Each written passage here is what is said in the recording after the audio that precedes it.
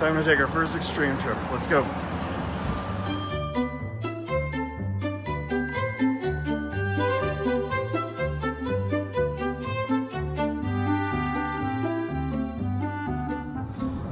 We're off to see Patty Howard, who's the owner of KitchenDoor Catering. Patty's business was growing by leaps and bounds, and she was really struggling with trying to figure out where she was financially, just because she really needed more information more quickly than what she was currently getting.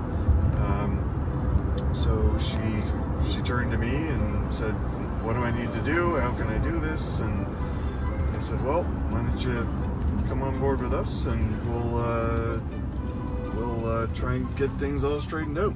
I really enjoy working with clients like Patty that are really committed to their business, really determined to invest in their business and allow it to grow. I'm glad to be taking Patty on the first extreme trip, and we're going to be going somewhere that is definitely going to be a catalyst to propel her to the next level of her business. And I'm sure as soon as we start driving in that direction, she's going to know exactly where we're going. It's going to be a game changer for her and where she goes going forward.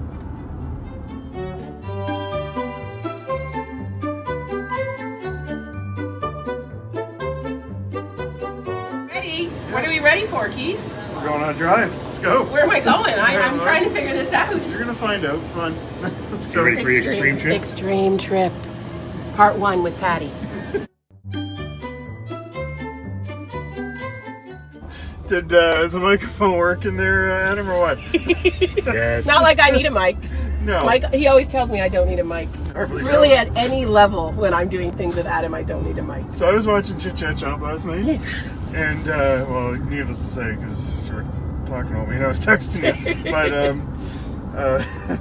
when your voice gets elevated, I actually had to turn the TV down. So where are we going? You invited me on this extreme trip, and I do not like not knowing where I'm going. I know you don't. So it's a little blast from the past and a little Blast from the past. and a little looking forward. Oh, okay. I know where we're going. I figured it out. We're going here? We're gonna get some coffee. Oh, okay. I like coffee. Good. It's kind of like Good, Jerry good. Seinfeld, right? Is that what we're going for? Comedians in cars, accountants in cars, Yes. I like the Nook. eating I don't know what.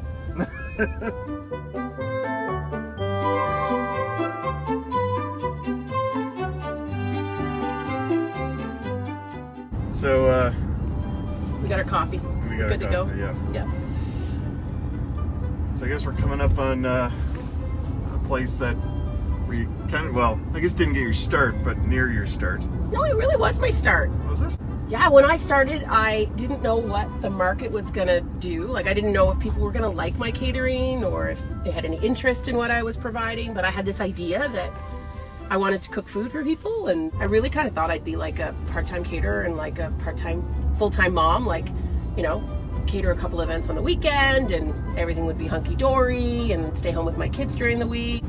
I needed a place to cater from, and you can't, by law, unless you have a house that's zoned where you can have an accessory kitchen that has its own entrance and all those things, you can't cater out of your house, even though some people do it.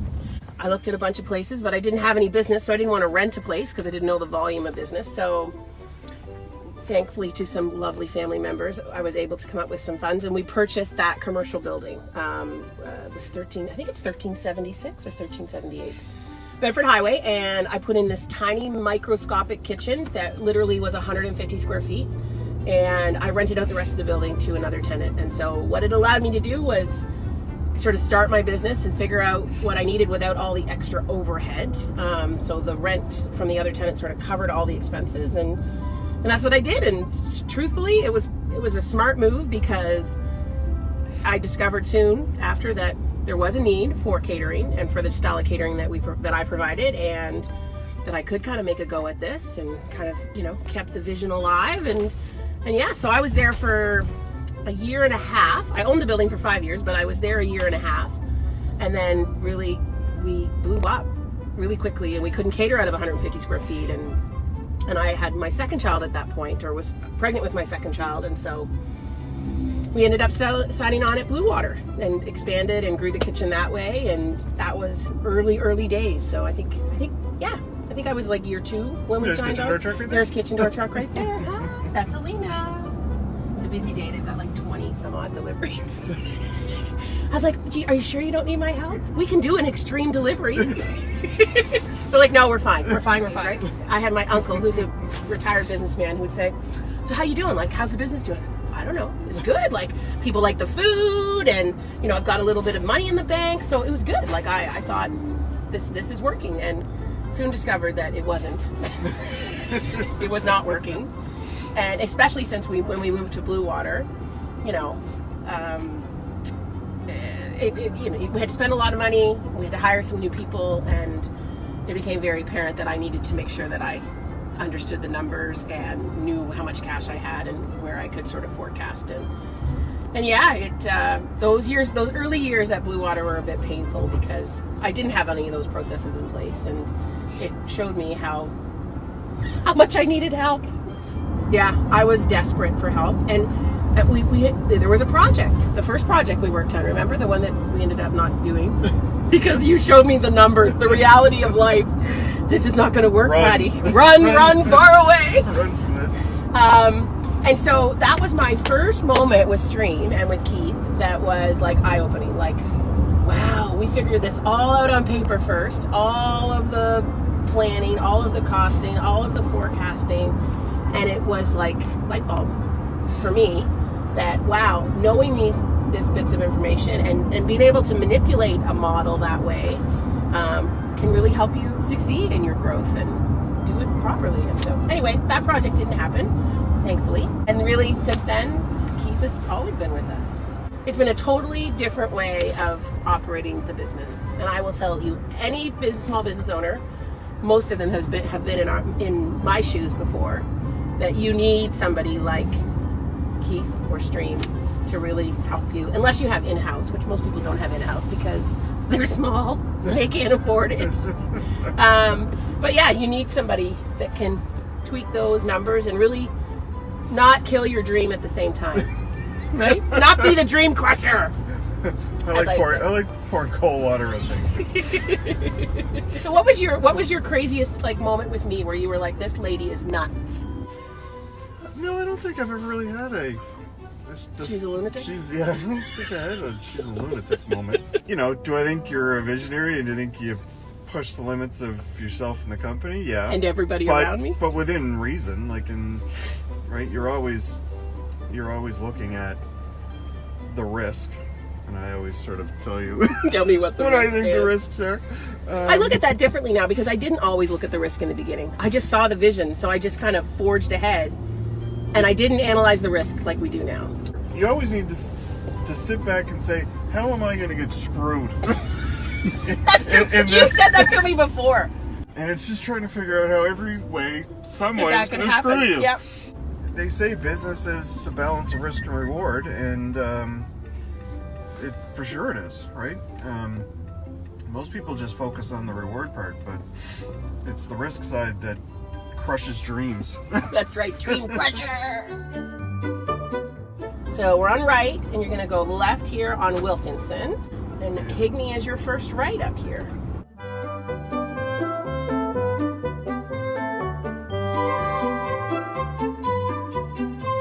There they are! Woo-hoo!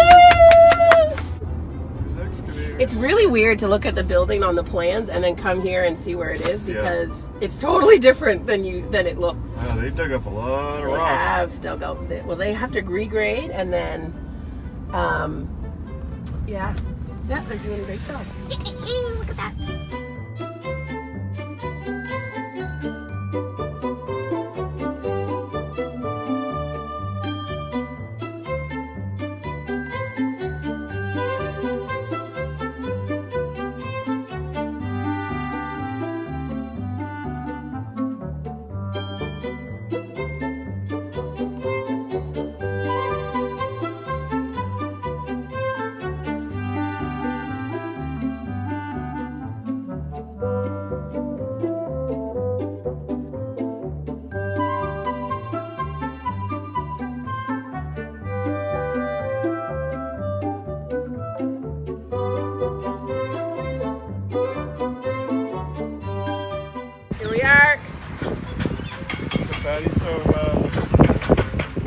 sort of feelings does this bring up in Terror. you?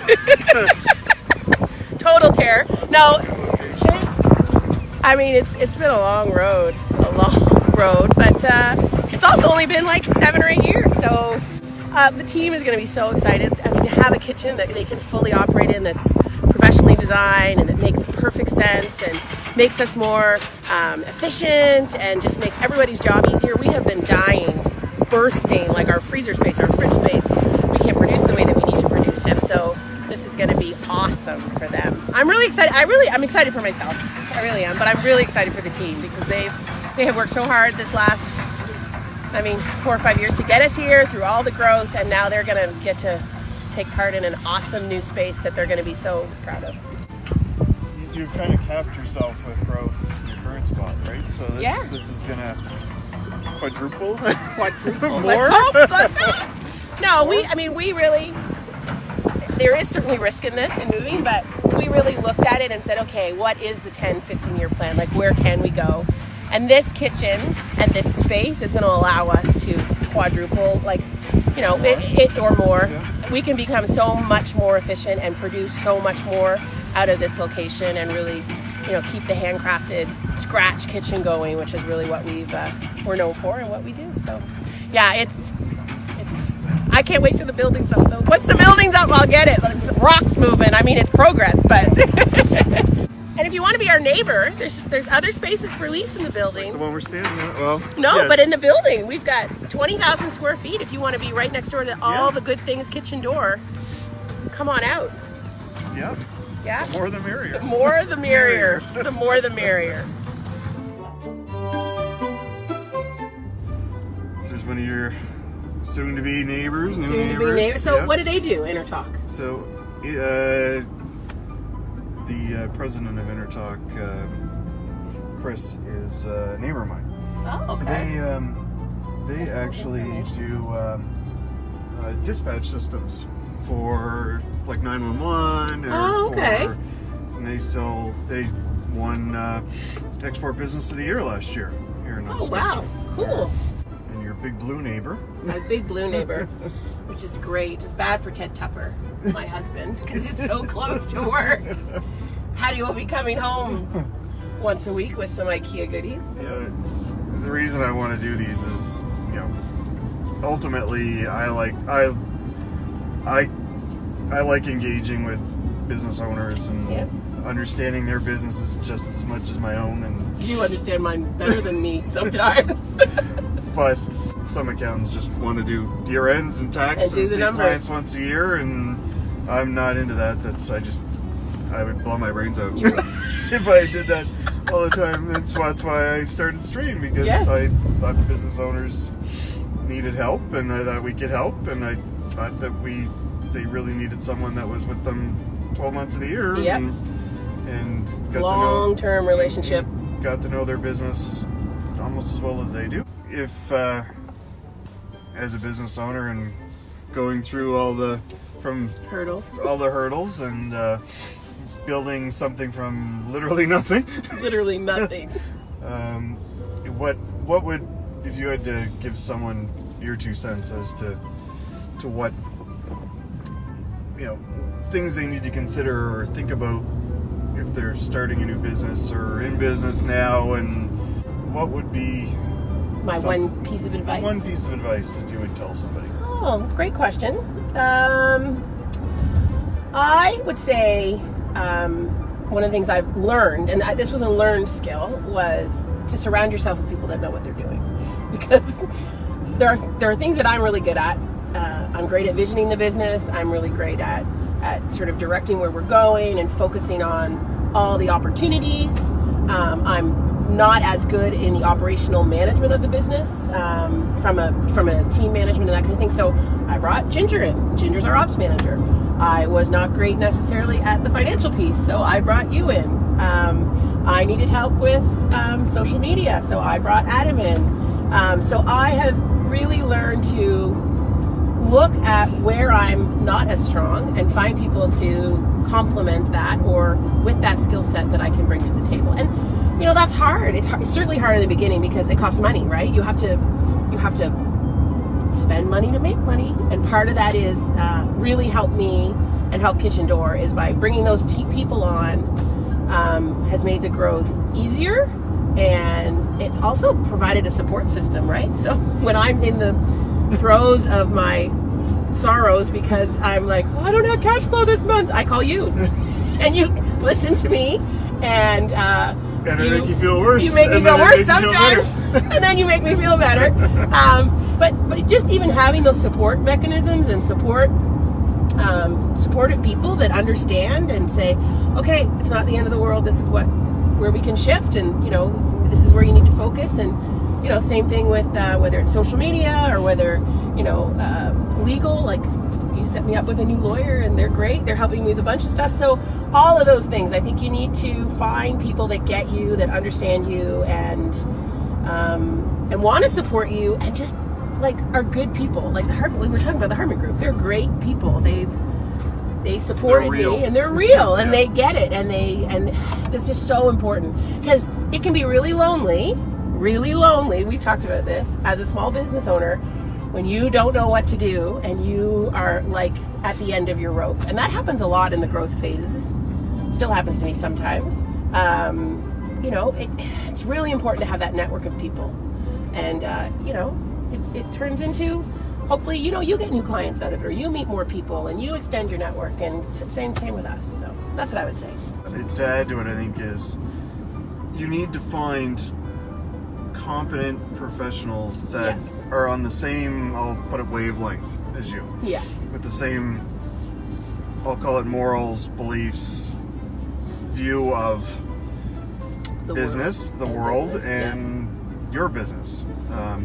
Because you might have the best marketing person, but if they want to market a different way than what you truly believe, or isn't authentic to the brand, or authentic to who I am, right? Then that is of no use to you either. Nope. They may be very good at what they do, and maybe be very well known for what they do.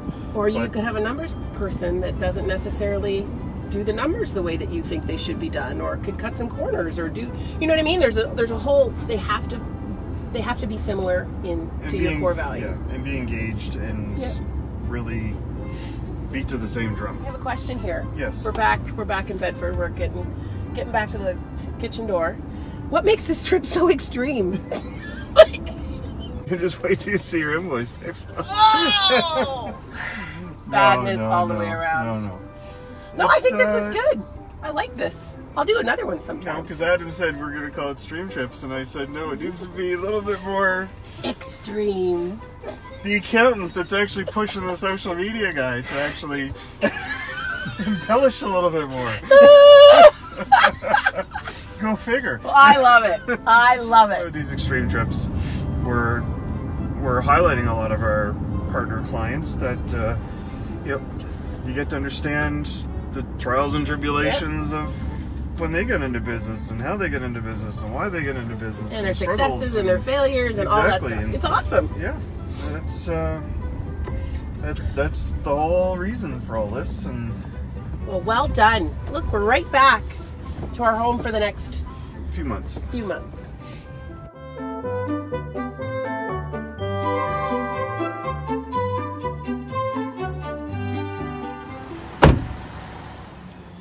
Finally,